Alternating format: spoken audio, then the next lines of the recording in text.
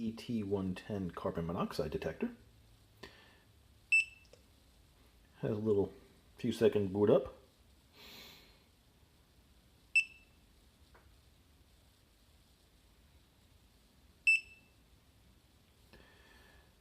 You can have a backlit screen, have display the temperature in Celsius, Fahrenheit, or you can cycle between the max and the average readings.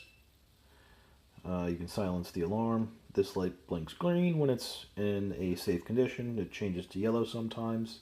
It also changes to red when it's a dangerous condition. You can also hold so that the setting is maxed, and this is to calibrate it, which it says you should do once every 24 hours if you're using it, I guess every day. So right now you see it's bounced up to 1.